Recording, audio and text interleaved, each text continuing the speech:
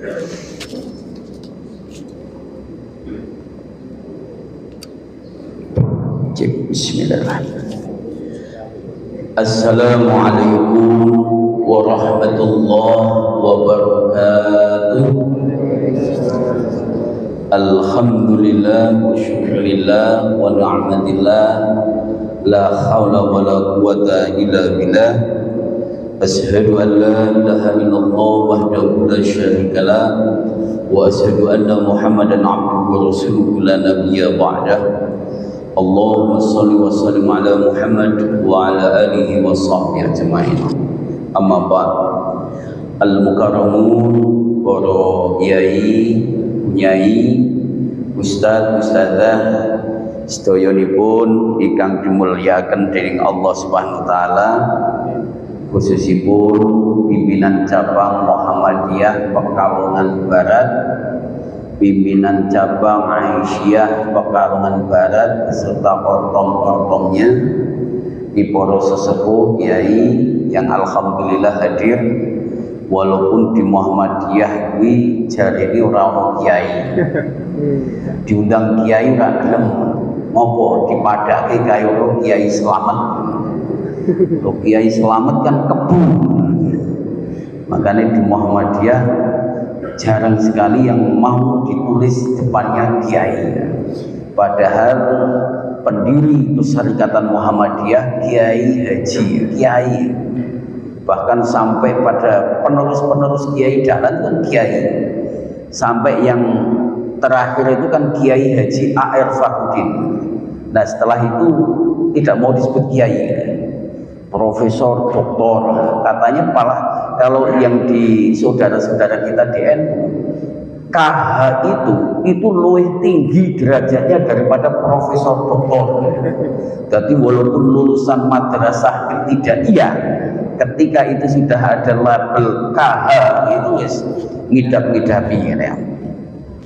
Alhamdulillah saya bisa bersilaturahim sowan di hadapan panjenengan semua dalam rangka untuk memperkuat eksistensi keistiqomahan di dalam loyalitas kita, keistiqomahan dalam tauhid kita, sehingga saya bisa sowan di hadapan bapak-bapak, ibu-ibu yang luar biasa, yang mestinya di pagi hari ini jogging-jogging ya.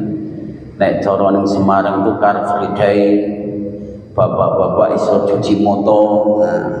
Pemenah nek ning Semarang niku ning gone Trilomba Juang niku sing melu jogging iki mbak-mbak do katokan cekak.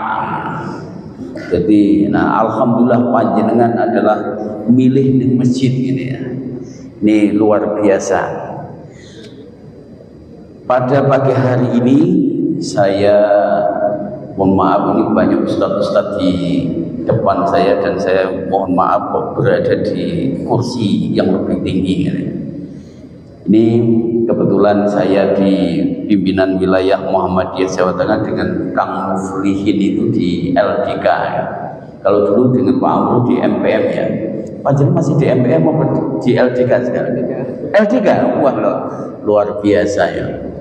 Insya Allah besok kita akan ada pertemuan LDK se-Jawa Tengah di Universitas, launching Mu'alaf Learning Center. Jadi biasanya kalau ibu-ibu Aisyah kan ada MCA ya, apa Mu'alaf Center Aisyah. Nah, ini akan dikembangkan menjadi Mu'alaf Learning Center. Jadi tidak hanya sekedar pembinaan, tetapi perlu pemberdayaan. Karena betapa banyak sekali mu'alaf-mu'alaf itu yang akhirnya kembali ke agama semula karena tidak diberdayakan, tidak diopeni, tidak didampingi secara komprehensif. Wong mereka berani keluar dari agamanya saja itu sudah penuh dengan tantangan, penuh dengan rintangan, penuh dengan ancaman kok. Giliran sudah masuk ke Islam kok dicuekin tok. Maka ini menjadi perhatian kami. Kebetulan saya juga di Yayasan Masjid Raya Baitur Rahman, seringkali komunikasi dengan Majelis Ulama Indonesia Jawa Tengah, dengan Kiai Haji Ahmad Daroji. Hasil pengamatan dan penelitian kita, baik itu di perkotaan maupun di kabupaten, itu banyak sekali fenomena orang yang sudah masuk Islam itu balik meneh ke agamanya karena mereka terancam, teraniaya, tetapi komunitas mayoritas yang diikuti itu tidak peduli. Saya mendampingi pernah ya, ada mbak-mbak sak keluarga masuk Islam, itu diancam oleh keluarganya, oleh bapaknya, itu dicoret dari ahli waris, bahwa nanti kamu tidak akan mendapatkan warisan dari bapaknya. Bahkan dia dikeluarkan dari pekerjaannya, bahkan dia dikucilkan dari komunitasnya, bahkan ada yang diancam akan dibunuh. Nah, sementara ketika masuk di komunitas kita kok dicuekin saja, tidak ada pendampingan. Maka perlu sekali pendampingan terhadap mu'alaf itu, karena gejala-gejala ini sepanjang masa persoalan-persoalan mu'alaf ini perlu menjadi perhatian. Ibu-ibu yang mu'alaf yang ibu-ibu itu juga banyak sekali. Meh bergabung ke Aisyah, piye carane? Mau bergabung ke Muhammadiyah, piye carane? Nah, maka kita perlu ramah terhadap mereka-mereka. Belum lagi ketika kita berbicara soal persoalan sosial. Angka perceraian di Jawa Tengah itu tinggi sekali. Di kota Semarang saja, data yang kami miliki, dari kurun waktu Januari sampai ini Juli belum habis, itu sudah ada 1.800 yang cerai di usia muda. Nah, jadi Pak Priyanto orang deloke jandani tok ya kan gitu ya. Wah, kan langsung bayangannya bapak-bapak 1.800 jatuh cerai. Oh, berarti ono janda si 1.800 gitu ya.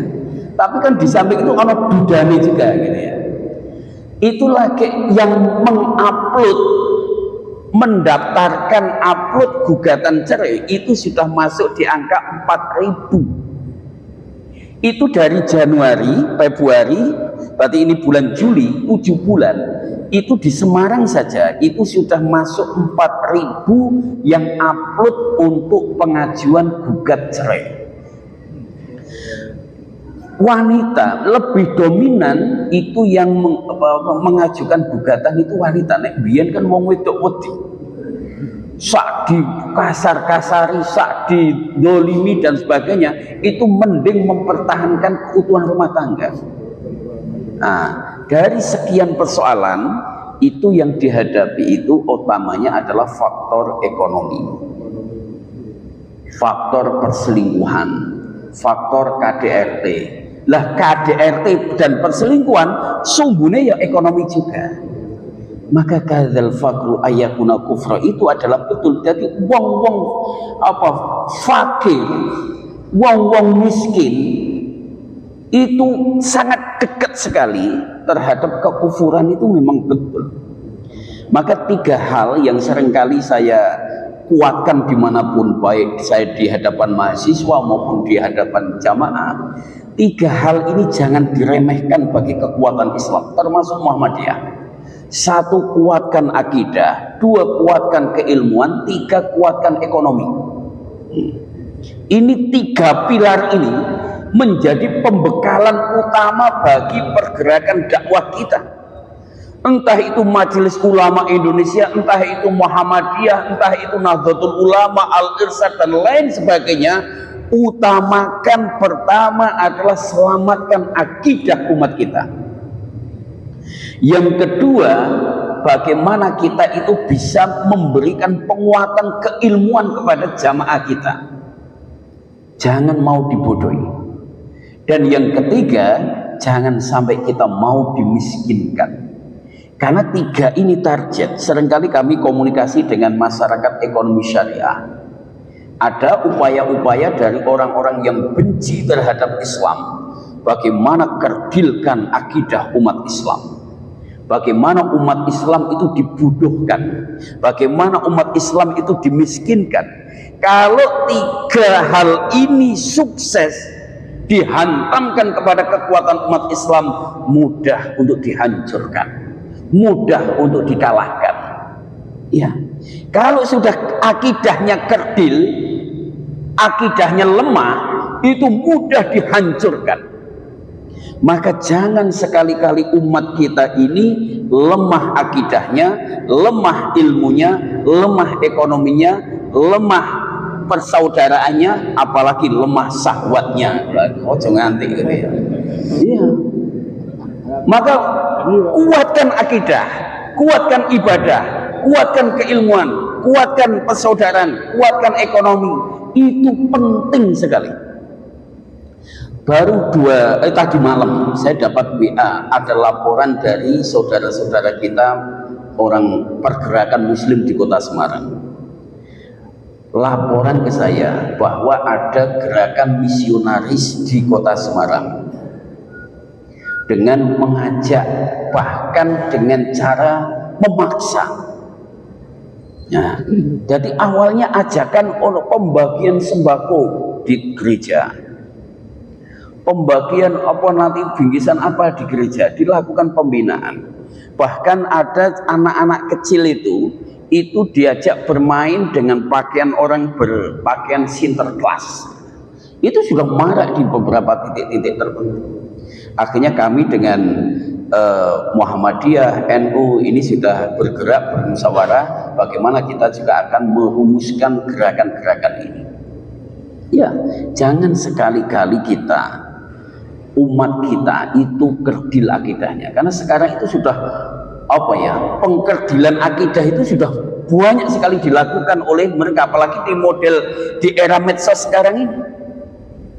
Gawe aplikasi video, guys, ternyata di neraka enak, guys, ngono. Berarti karo latar belakang api yang bulat-bulat itu dia sudah buat konten dengan latar belakang neraka. Ki koncoku akeh begenggek ini.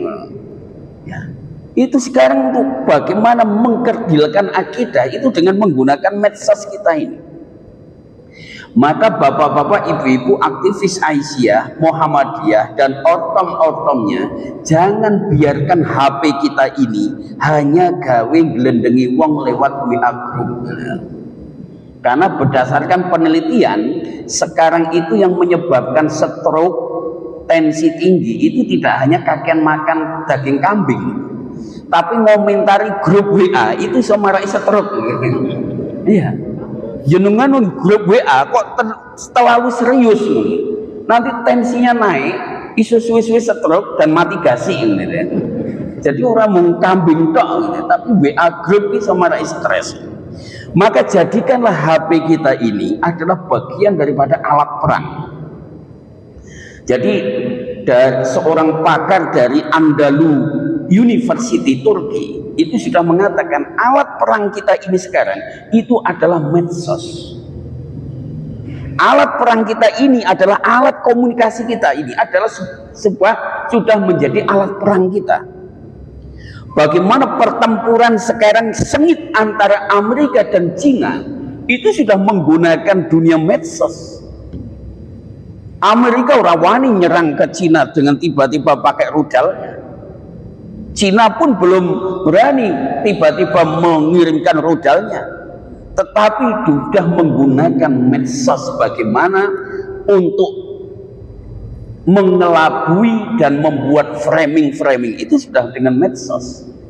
Maka jangan biarkan medsos ini hanya sekedar gawe gelendengan tok, tapi pesan-pesan moral, bagaimana video Pak Amru, bagaimana Pak Supri, bagaimana tokoh-tokoh yang lain, nggak usah panjang-panjang, kutip aja satu ayat atau satu hadis yang pendek-pendek tapi ada tepat kalimatnya, itu akan menjadi nilai yang sangat luar biasa. Maka ini tantangan kita. Saya pernah ketika menolak POK festival, POK itu babi, festival itu adalah pameran. Jadi pameran olahan daging babi itu diselenggarakan tidak jauh dari Masjid Kauman Semarang, hanya 500 meter jaraknya. Saya tolak dengan teman-teman, koordinatornya saya sebagai AM Jemaah, sebagai ketua pemuda Muhammadiyah ketika itu, saya ajak dari NU, dari LDI, terus ormas-ormas lain. Wah, saya dibully habis-habisan oleh kelompok-kelompok mereka. Ning Facebook ketika itu rame Facebook, itu nggak ada tokoh-tokoh Muhammadiyah, aktivis Muhammadiyah itu sing ngewangi aku ketika saya diserang habis-habisan. Apa urusan lu terhadap makanan kesukaan kami? Wah, semacam-macam bulian-bulian gitu ya. Loh, koncoku ketok umat Islam sak Semarang ki wakeh. 87% umat Islam di kota Semarang. Tetapi mengapa ketika saya melakukan amar ma'ruf nahi munkar kok sing belo aku sithik? Iya. Ketika saya menolak adanya peredaran miras, judi, wah, saya juga dibully, bahkan saya diancam dibunuh. Loh, ndi ya koncoku ya katanya. Tapi ketika itu saya hakul yakin, wal takum minkum ummatu yad'una ilal khair wa ya'muruna bil ma'ruf wa yanhauna 'anil munkar wa ulaika humul muflihun. Saya garis bawah yang belakang ini. Jadi insya Allah siapapun pelaku dakwah amar ma'ruf nahi munkar tidak akan pernah terhinakan, tidak akan pernah dicelakakan. Wa ulaika humul muflihun. Insya Allah mereka itu akan berhasil, insya Allah mereka itu akan jaya, insya Allah mereka itu akan beruntung, insya Allah mereka itu akan dilindungi oleh Allah SWT. Saya belajar dari bagaimana kita pelajari coba baginda Nabi Muhammad SAW. Ketika beliau istiqomah dalam gerakan dakwahnya, sudah berkali-kali dalam situasi terancam, bahkan secara nalar Nabi Muhammad itu sulit untuk bisa menyelamatkan diri, tapi Allah menyelamatkan. Coba ketika baginda Rasul di rumah, beliau sudah dikepung, akhirnya di tempat tidurnya baginda Rasul disilahkan Sayyidina Ali untuk menempatinya, dan baginda Rasul keluar tanpa ada satupun orang kafir yang mengetahui ketika baginda Rasul keluar. Nek cara saiki jare pakai ilmu sirap. Rab sidep apa? Rab sirap sidep permanem tanpa ono suap bawaning walang ngalisik jadi. Rab sirap. Nah, jadi doangane wong biyen kan rab sirap sidem. Tapi Nabi Muhammad ora pakai lafalan kayak ngono kuwi, tapi hakul yakin ketika keluar orang kafir nggak tahu. Ketika masuk di gua, wes nyoto-nyoto itu sudah diketahui di gua itu, tapi Allah punya kehendak lain. Lapa-lapa diperintahkan untuk membuat rumahnya, kemudian ada burung di situ yang membuat sarangnya dan sudah ada telurnya. Orang kafir kita ngomong nggak mungkin Muhammad ini masuk di gua ini, mosok lagi melayu tak oyak kok wis, nggak mungkin. Itu kalau bukan kehendak Allah, wes itu cekal wela-wela tinggal dibeleki watu wes entek kan gitu ya. Coba ketika baginda Rasul sudah diloloskan pedang, hei Muhammad, sekarang siapa yang akan menolongmu? Sekarang siapa yang akan menyelamatkanmu? Hanya satu kalimat yang diucapkan baginda Rasul Muhammad SAW, Allah. Hanya satu kalimat Allah gitu. Tangan sing nggawa pedang itu ngewel ya Bapak, gemetar. Lantas pedangnya jatuh. Maka ini tak ugemi, insya Allah kalau saya dan kawan-kawan saya istiqomah dalam gerakan dakwah amar ma'ruf nahi munkar, Allah ikut andil, Allah ikut mendampingi kita, Allah tidak akan membiarkan kita. Maka kan ada sebuah hadis itu yang diriwayatkan Bukhari, siapa orang yang keluar dari rumah dan membaca bismillahi tawakkaltu 'alallah la haula wala quwata illa billah, maka ada 3 kekuatan sekaligus. Jadi ternyata makna kepasrahan itu ada faedah manfaat yang luar biasa. Jadi siapa orang yang keluar dari rumah membaca bismillahi tawakkaltu 'alallah, ada 3 kekuatan sekaligus. 1, dapat petunjuk. Yang kedua, dapat pelindungan. Yang ketiga, dapat kecukupan. Bahkan setan-setan itu pada minggir dan rapat besar di antara para setan-setan itu berkata kepada mereka, mana mungkin kalian bisa mengganggu si fulan yang sudah mendapatkan 3 kekuatan sekaligus. Siji untuk petunjuk, loro untuk pelindungan, telu untuk kecukupan. Maka bagi kita, walaupun 2 aktivitas ini resikonya beda. Amar ma'ruf dari mimbar ke mimbar itu relatif resikonya kecil. Ibu-ibu mas ceramah muatik berjam-jam di atas mimbar, sing penting ora menghina pihak-pihak tertentu, wi aman-aman wae. Tapi coba panjenengan nahi mungkar. Saya berjalan dari Semarang ke Pekalongan. Delalah ning perapatan ana wong sing lagi kongko-kongko. Tak ajak, Mas monggo subuhan teng Masjid Al Hikmah. Ini Al Hikmah nggih? Mas monggo kita subuhan ke Masjid Al Hikmah. Saya jamin mereka tidak marah. Oh nggih, monggo Mas jenengan duluan, saya tak nyusul. Orang kita nyusul nyungsep ning got karena dia mabuk kan. Enggak nesu. Tapi coba kalimat ini jenengan ubah. Mas ojo keplek ning kono. Kira-kira apa yang dilakukan? Buat aku yang sebelah ini dua langkah awake dhewe. Jadi yang satu ajak-ajak, yang satu mencegah. Resiko besar adalah mencegah. Dan dua-duanya ini sudah saya alami semua. Saya sebagai ketua pemuda Muhammadiyah tahun 2011. Saat itu togel hanya ada 3 titik di Semarang itu dulu tahun 2011 itu hanya ada 3 titik pusat togel. Mriki wonten. Ketoke mboten wonten nggih teng mriki nggih. Teng mriki mboten wonten nggih teng mriki nggih. Nggih teng mriki mboten wonten togel. Tapi nek ning jaba ya mbuh kan gitu ya. Ya. Dulu 2011 itu hanya ada 3 titik. Titik yang terbesar itu tidak jauh dari PWM Jawa Tengah, itu kurang lebih sekitar 400 meter. Posisi di metro, jalan dekatnya Java Mall. Saya lakukan investigasi dengan teman-teman Kokam, tolong kue moto lokasi. Dan silahkan kamu nanti beli kupon, nomor togel. Karena laporan ke polisi, kini orang bukti, itu kita apalah yang bisa dihukum. Jadi tak kon tuku Kokam nomornya piro 1912. Lu Mas kok nek nembus piye Mas? Iya. Jadi saya minta untuk beli supaya dapat resi itu nomor 1912 sebagai simbol. Setelah saya minta, kemudian saya buat surat, saya laporkan ke Polda. Tembusannya ke Polrestabes, Dandim, Wali Kota, Gubernur, kemudian ninggoni camat, polsek setempat. Tiba-tiba yang datang kepada kami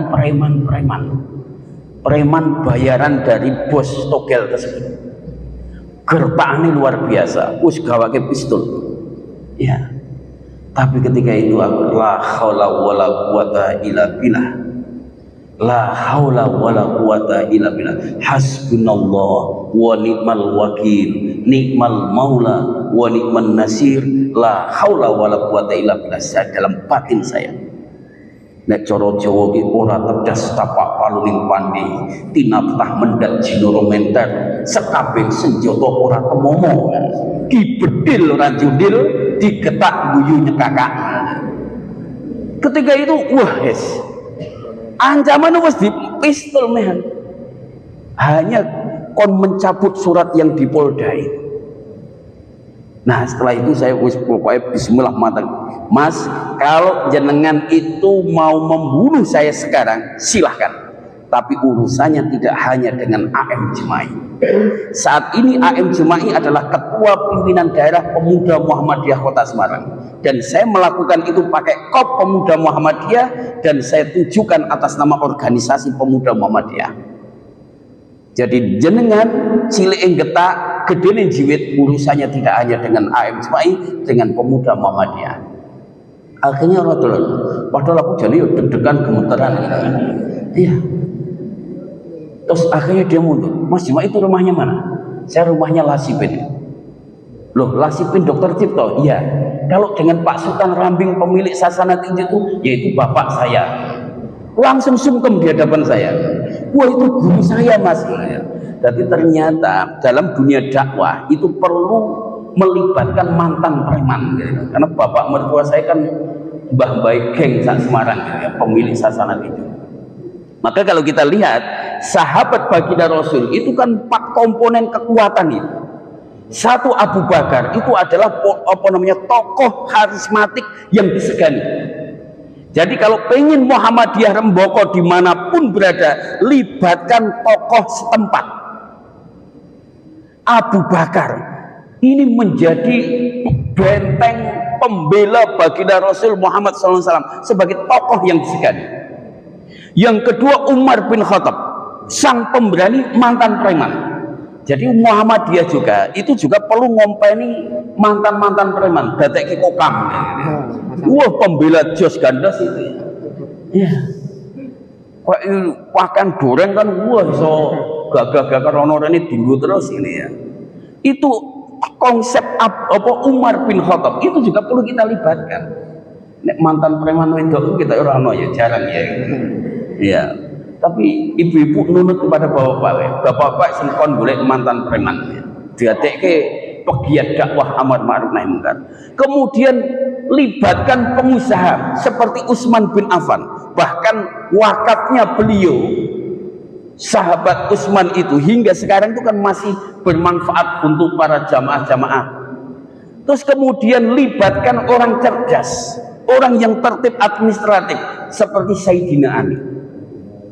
Jadi kalau pengen Muhammadiyah remboko di dalam gerakan dakwah amar ma'ruf nahi munkar, itu libatkan banyak pihak.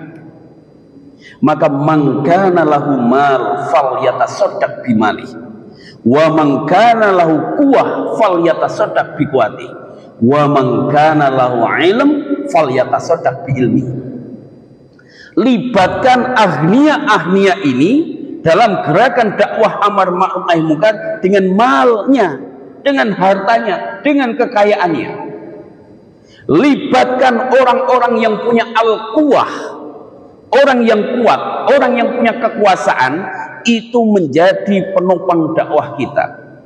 Maka al-quwah ini ada orang yang berenergi, ada orang bertenaga, tapi ada yang berkuasa. Al-quwah ini kekuasaan. Maka jangan remehkan ketua RT, jangan remehkan ketua RW, jangan remehkan lurah, camat, bupati, gubernur, presiden, penguasa, APH, ono polisi, ada TNI. Muhammadiyah harus melibatkan itu, al-quwah. Mengapa di beberapa titik Muhammadiyah gawe masjid ditolak, papan nama diketok, dibruke, pengajian Muhammadiyah ditolak? Karena kita belum memiliki al-quwah di kearifan lokal di situ. Maka ketua RT itu penting. Jadi kalau sampai kita, apalagi sekarang berdasarkan PBM, syarat mendirikan tempat ibadah itu kan syaratnya 90-60. 90 pengguna, 60 pendukung. 90 orang itu yang tanda tangan tonggo teparu nanti yang akan menggunakan masjid. 60 orang itu adalah pendukung. Yang 60 itu tidak mesti pengguna, wong non muslim pun iso tanda tangan. Yang 60, yang 90 itu adalah nanti yang calon pengguna. Ini adalah syarat untuk mendirikan tempat ibadah. Nah, kalau kita tidak punya RT di situ, tidak punya RW di situ, golek wong Muhammadiyah pitu yang elirakan wan apa meneh 90 kan gitu ya. Iya. Maka perlu kalau ketua RT-nya orang Muhammadiyah, ketua RW-nya orang Muhammadiyah, jangankan golek tanda tangan 90, lebih daripada 100 saja gampang. Maka mengapa pendirian Muhammadiyah, masjid-masjid Muhammadiyah tertolak? Oh, tidak memenuhi syarat. Itu alasan legalnya kan begitu, wong. Tekstualnya di dalam aturan PBM, peraturan bersama menteri itu, menteri dalam negeri dan menteri agama, itu syarat mutlak pendirian tempat ibadah. Dan itu berlaku kepada agama lain juga. Walaupun banyak juga yang melakukan pelanggaran. Mau nih kontrak rumah, setelah kontrak rumah dibuat aktivitas, setelah aktivitas padahal ning kono sing pemeluk agamanya itu hanya orang telu tok. Terus kemudian nanti dibuat doa bersama di situ, datangkan dari berbagai. Terus lama-lama diubah kayak simbol papa nama, lama-lama dadekke tempat ibadahnya mereka. Wah, itu sampai masuk nih gang-gang sempit itu. Jadi istilah apa Pak? Vini, vidi, viji ya. Jadi aku datang, aku dapat, aku sikat. Ya, akhirnya penghuni aslinya pun minggat. Ya. Ini yang ngeri. Nah ini yang gerakan dakwah amar ma'ruf nahi munkar tadi yang saya alami betul. Itu bagaimana kita berhadapan dengan orang-orang itu, orang-orang preman-preman tadi. Makanya simbol kekuatan sahabat Nabi itu perlu dilibatkan di dalam dakwah Muhammadiyah. Kalau pengen Muhammadiyah itu kuat jumlah kepalanya dan jumlah isi kepalanya, iya, ini perlu melibatkan pihak-pihak tertentu. Belum lagi ketika penutupan Sunan Kuning itu juga perlu power al-quwah.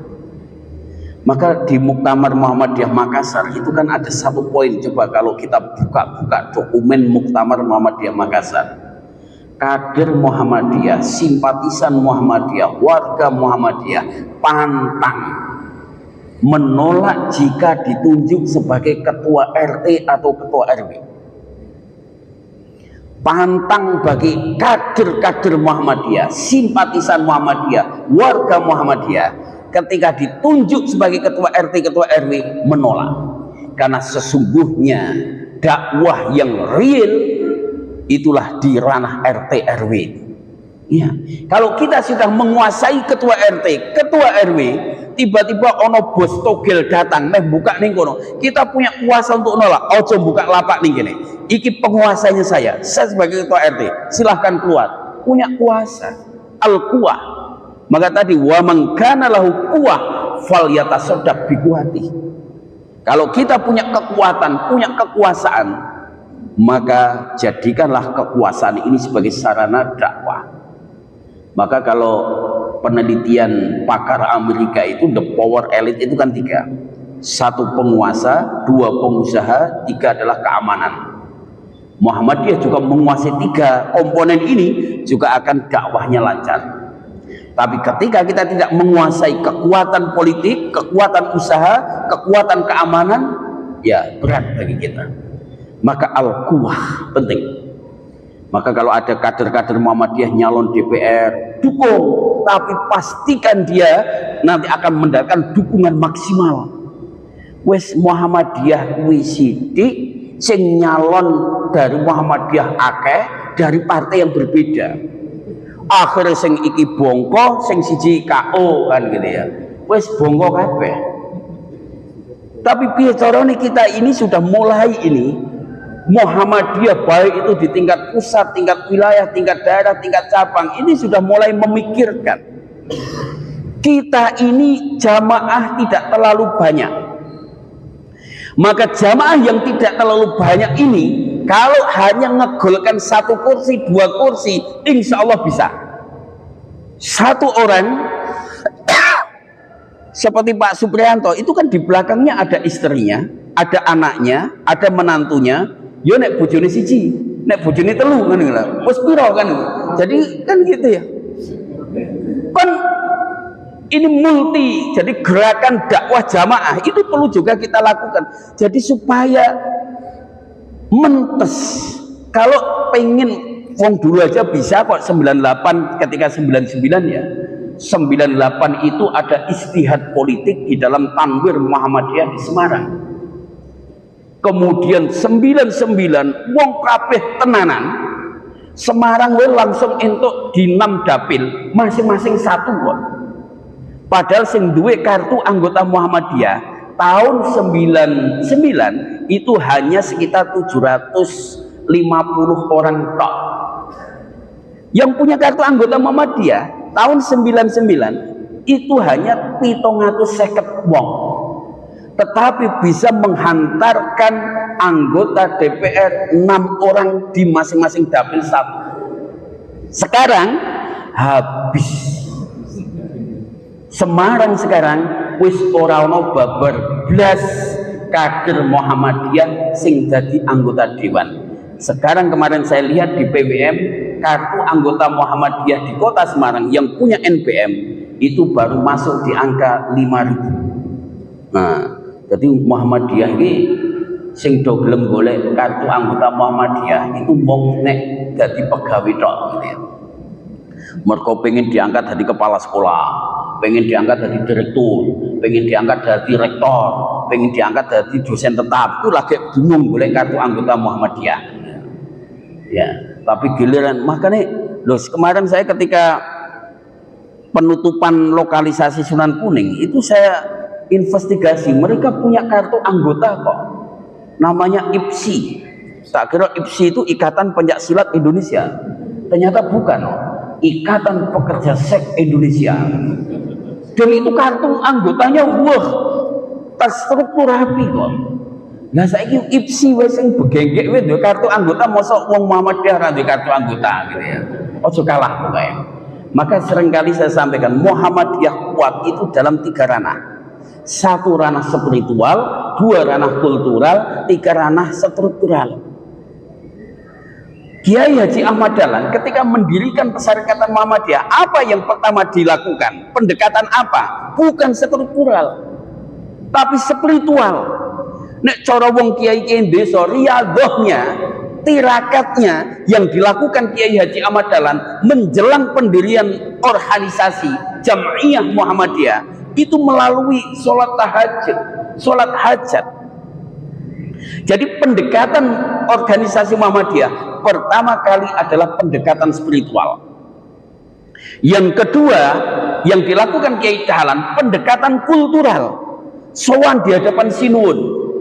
Kan sowanan kan istilahnya kan kultural, minta restu, jadi tidak mbak bedunduk Kiai Dahlan langsung deklarasi ning kauman, enggak, sowan dulu di hadapan Sinuwun, melaporkan bahwa akan mendirikan organisasi yang bernama Muhammadiyah. Maka Sinuwun memberikan restu, akhirnya Kiai Haji Ahmad Dahlan PD melanjutkan dengan membuat sebuah struktur. Maka pendekatan Muhammadiyah itu bukan struktur dulu, tapi spiritual dulu. Pertama adalah pendekatan spiritual, kedua adalah kultural, ketiga adalah struktural. Dalam ranah penelitian, Muhammadiyah kuat dalam ranah struktural, tapi lemah dalam kultural. Saudara kita NU kuat dalam kultural, tapi lemah dalam struktural. Kita aset mulai dari TK PAUD sampai perguruan tinggi atas nama Muhammadiyah, mulai dari klinik sampai rumah sakit milik Muhammadiyah, masjid semuanya ini milik Muhammadiyah. Nggak ada, walaupun saya jadi ketua PCM 7 tahun karena bonus masa COVID gitu, mestinya 5 tahun bonus 2 tahun gitu. Ketika saya tidak menjadi ketua PCM, yaudah itu milik Muhammadiyah dan pengelolanya adalah penerus saya. Nggak ada langsung nanti masjidnya atas nama AM Juma'i, nggak ada. Itulah tertibnya Muhammadiyah. Maka kalau kita lihat Muhammadiyah sebagai organisasi modern karena adanya penguatan spiritual, penguatan kultural dan penguatan struktural. Maka Hamengkubuwono ini yang pada saat milad 1 abad yang diselenggarakan di Keraton Yogyakarta, dan itu ada satu tempat yang sebenarnya tidak boleh dipakai oleh umum kecuali aktivitas keraton, itu Muhammadiyah diizinkan. Ada 3 penghargaan yang diberikan Muhammadiyah kepada tokoh yang berpengaruh terhadap perjuangan Muhammadiyah. 1 Hamengkubuwono, 2 Bapak Haji Romani, 3 Nakamura.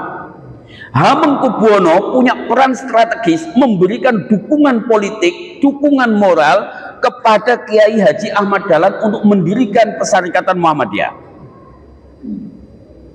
Kiai Haji Romani itu orang NU yang mewakafkan atas berdirinya Rumah Sakit Romani di Semarang. Nakamura itu sang peneliti dari Jepang ya, itu yang meneliti tentang Muhammadiyah sejak masa mudanya. Maka pendekatan Muhammadiyah itu kekuatan spiritual, kultural, dan struktural. Maka di situ kan ada jamaah, jamiyah, amaliyah. Itu kalau kita pengen remboko, dan kuncinya adalah tauhid dan akhlak. Muhammadiyah tanpa tauhid dan akhlak lemah, bubar. Maka kalau di tapak suci dengan iman dan akhlak saya menjadi kuat, tanpa iman dan akhlak saya menjadi lemah. Itu berlaku juga bagi Muhammadiyah dan Aisyah. Dengan iman dan akhlak, dakwah Persyarikatan Muhammadiyah ini menjadi kuat. Tanpa iman dan akhlak, dakwah Muhammadiyah itu menjadi pecah dan lemah. Maka kuatkan tauhid di Muhammadiyah dan kuatkan akhlak di Muhammadiyah. Karena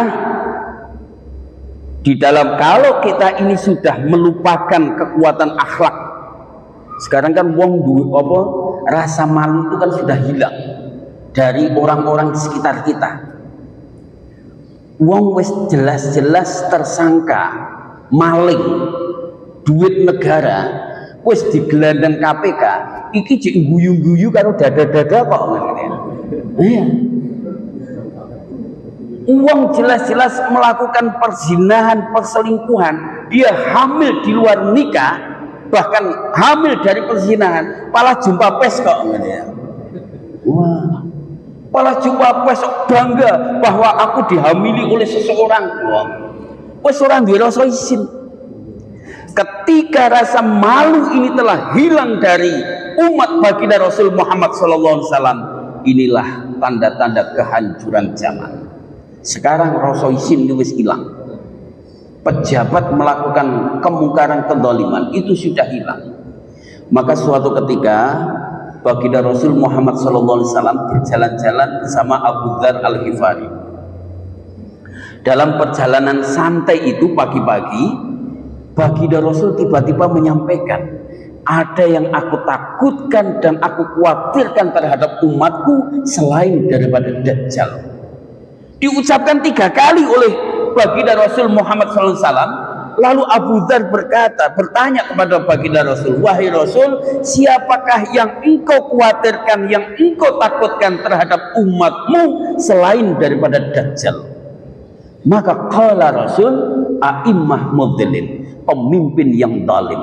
Iya. Jadi pemimpin yang zalim itu lebih bahaya dan lebih menakutkan daripada Dajjal. Maka Muhammadiyah, Aisyah ini harus melahirkan pemimpin-pemimpin yang adil. Jadi 1 jam pemimpin yang adil dibandingkan dengan ahli ibadah 60 tahun lamanya, itu pahala nilai kebaikannya itu lebih baik seorang hakim yang berbuat adil, seorang pemimpin yang berbuat adil, sekalipun itu hanya 1 jam. Karena 1 jam ini ketika tidak berbuat adil itu dampaknya luar biasa. Apa boleh 10 tahun gitu ya. Ya. 1 jam saja berbuat adil itu lebih baik. Saya ini berbuat zalim tidak hanya 1 jam, tapi 10 tahun. Nah ini dampaknya nanti sak cucu sak buyut-buyute panjenengan kan gitu ya. Makanya jangan memilih pemimpin yang zalim.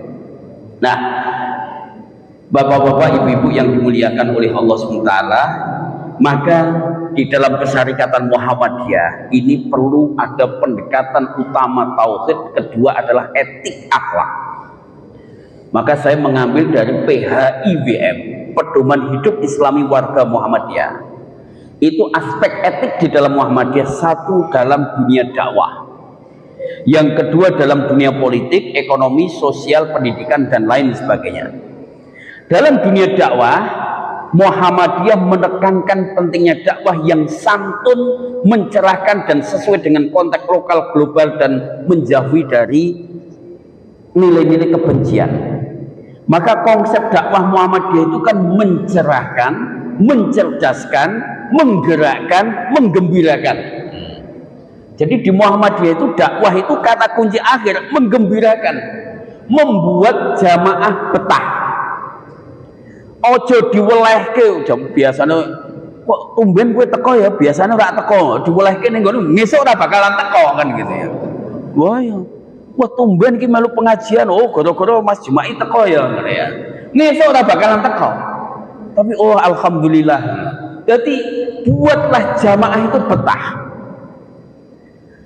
Mencerdaskan, mencerahkan, menggerakkan dan menggembirakan. Itu adalah konsep dakwah Muhammadiyah yang membuat jamaah itu betah.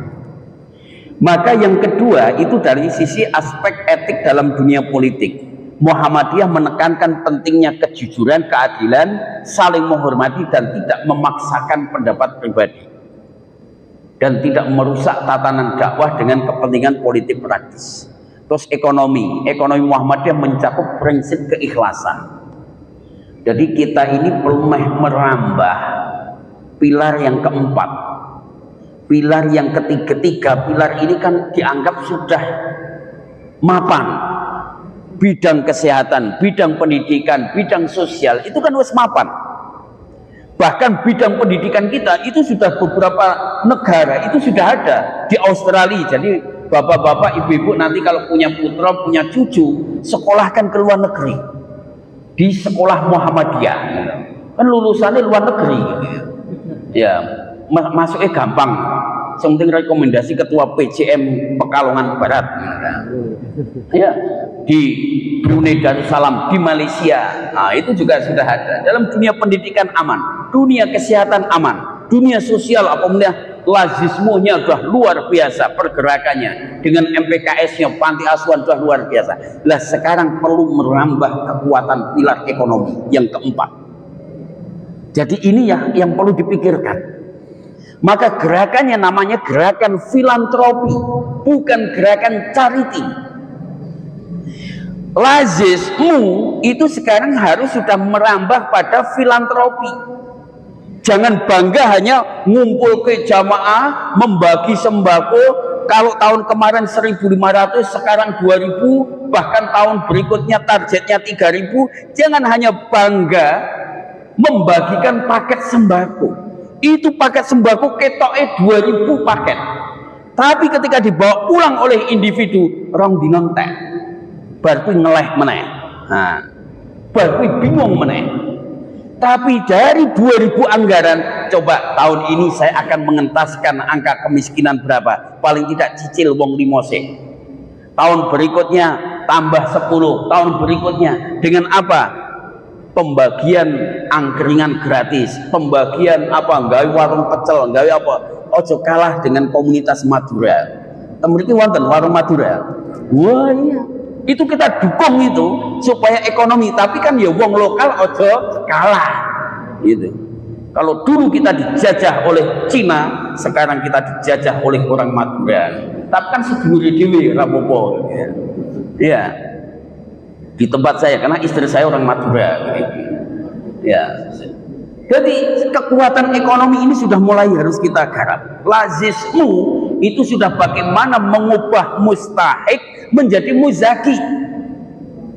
Jadi lazismu sekarang jangan bangga, oh alhamdulillah kami telah mengumpulkan dana 1 miliar, dana 11 miliar, dana 10 miliar. Tapi dampaknya apa terhadap pengurangan angka kemiskinan di wilayah kita? Kalau adanya lazismu sing duit wakeh, ngumumkan dengan miliaran itu tapi tidak berdampak pada pengurangan angka kemiskinan, berarti belum dianggap eksistensinya bermanfaat. Maka perlu ada, nah utamakan juga, oh ada adik kokam kita, ada adik ortom kita.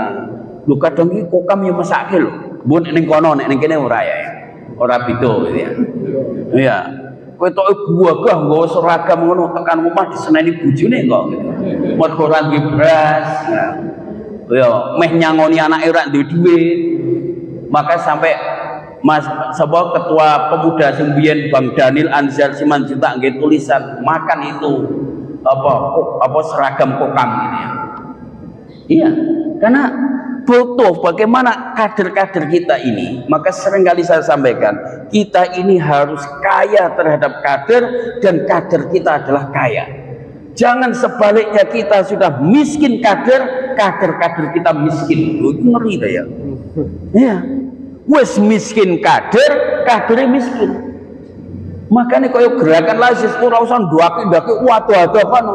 Ambil orang yang ada di sekitarnya. Pagar mangkok itu lebih kokoh daripada pagar tembok. Awal dia pengen gaya-gaya di pencitraan, bedah rumah wong liya, tapi sementara saudara kita itu jek keleleran, jek kelaparan, nah jek kesusahan dan sebagainya. Nah ini pilar etik ekonomi Muhammadiyah itu mencakup prinsip keikhlasan, kejujuran, amanah, persaudaraan, keadilan dalam bekerja. Jadi dalam gerakan ekonomi itu ada gerakan persaudaraan. Jadi kita kaya itu ojo kaya dewi, tapi kekayaan kita ini adalah kekayaan yang terdistribusi, membawa orang lain juga kaya. Terus kemudian sosial, pendidikan.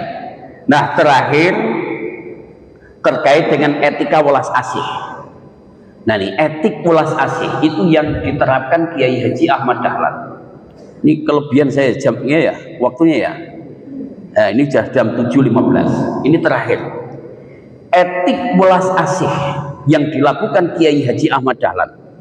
Kiai Haji Ahmad Dahlan, pendiri Muhammadiyah, dikenal dengan etika welas asihnya, yang merupakan bentuk kesadaran baru terhadap nilai-nilai agama dan kemanusiaan. Maka ngaji Al-Ma'un itu rak pindah-pindah. Ara'aitalladzi yukadzibu bidin. Tahukah kamu siapakah orang yang mendustakan agama? Sholat dianggap dusta, haji dianggap dusta, umroh berkali-kali dianggap dusta. Kenapa? Masih banyak orang-orang fakir miskin, masih banyak orang-orang yang telantar, itu yang belum terkopeni. Maka etika welas asih menjadi bagian integral dari karakter Muhammadiyah dan mendorong gerakan untuk memberikan manfaat bagi sesama. Etika Muhammadiyah bukan sekedar konsep teoritis, tetapi juga menjadi pedoman praktis dalam menjalani kehidupan sehari-hari, berinteraksi dengan sesama, berlandaskan nilai Islam dan semangat berkemajuan. Jadi kalau kita lihat, kita mendirikan rumah sakit, itu yang berobat di rumah sakit Muhammadiyah tidak hanya orang Muhammadiyah. Kita mendirikan perguruan tinggi, itu kalau kita survei yang asli Muhammadiyah itu nggak ada 10%. Saya itu sebagai wakil dekan di Fakultas Ekonomi Unimus, itu saya ada 10 kelas, itu saya survei siapa yang dari keluarga Muhammadiyah, siapa yang dari aktivis Muhammadiyah, itu paling dari 30 orang mung telu tok. Ya. Siapa yang dari NU? Wah, nguacengnya akeh. Ya, 90%. Artinya berarti amal usaha Muhammadiyah itu sudah diminati oleh orang-orang di luar Muhammadiyah. Mengapa? Kesehatannya bisa diterima oleh orang di luar Muhammadiyah. Layanan pendidikan bisa diterima, layanan sosial bisa diterima, layanan ekonomi bisa diterima. Mengapa layanan dakwah belum bisa diterima? Nah itu perlu kita ada konsep-konsep yang bisa diterima oleh khalayak umum. Ngopo kok orang bisa menerima layanan kesehatan Muhammadiyah tanpa beban? Dia kuliah di Muhammadiyah tanpa beban. Dia dapat bantuan dari Lazismu tanpa beban. Tapi giliran dicek ning jamaah Muhammadiyah, wegah. Iya. Wegah ning Muhammadiyah ora ono tahlilane kan gitu ya. Ning Muhammadiyah ora ono selawatane. Ya, ya sekali tempo selawatan ora apa-apa gitu ya. Ya karena kita akan menghadapi jamaah itu kan yang levelnya beda-beda. Ya, kayak misalnya sholawat ashil itu kan aslinya bukan sholawat jadi. Itu kan kalimat simbol. Allahumma sholli ala sayyidina Muhammad wa ashili zalimin bizzalimin wa akhrijna min bainihim salimin wa ala alihi wa sahbihi ajma'in. Nah, ibu-ibu udah iso tuh, berarti mantan kayak gitu. Itu sebenarnya kalimat sandi itu. Washilid zalimin bidzalimin. Benturkanlah orang zalim dengan orang zalim. Benturkanlah orang kafir dengan orang kafir. Benturkanlah musuh Allah dengan musuh Allah. Sehingga kita, kekuatan umat Islam, akan mengalami kejayaan, kemuliaan, kemenangan. Sekarang kalau nggak hati-hati, kalimat itu diganti oleh mereka. Washilil muslimin bil muslimin. Benturkanlah orang Islam dengan orang Islam. Nggak cukup itu. Washilil muhammadiyin ma'adahdiyin. Benturkanlah orang NU dan orang Muhammadiyah. Nggak cukup itu. Washilil muhammadiyin ma'amawadiyin. Benturkanlah orang Muhammadiyah dengan orang Muhammadiyah. Benturkanlah orang NU dengan orang NU. Hati-hati di Muhammadiyah. Mutamar, muswil, musdam, musab, bahkan musran gitu. Wes ono gontok-gontokan gep-gepan. Main golek surga nanti ono gep-gepan. Ojo milih AM Jema'i. Iya, gerakan pokoknya asal bukan AM Jema'i. Lah itu mah apa? Kalau sampai Muhammadiyah kok masih model seperti itu, wes fangtadir sa'ah. Tunggu kehancurannya. Tapi perlu gerakan jamaah, jamiah dan amaliyah yang baik. Maturun, mohon maaf atas segala kekurangan dan kesalahan. Mudah-mudahan bermanfaat khususnya bagi diri saya pribadi dan kita semua dalam evaluasi gerakan dakwah amar ma'ruf nahi munkar. Kita perlu memperkokoh dan memperkuat jamaah kita, jam'iyah kita dan amaliyah kita, sehingga gerakan dakwah amar ma'ruf nahi munkar melalui Persyarikatan Muhammadiyah ini akan semakin remboko, semakin berkembang, semakin kuat, semakin besar. Kita besar struktur organisasinya, juga besar kulturnya, dan juga kuat spiritualnya. Itu adalah bagian daripada strategi dakwah amar ma'ruf nahi munkar. Matur nuwun, kurang lebihnya mohon maaf. Nasrul minallah wa fathun qarib. Assalamualaikum warahmatullahi wabarakatuh.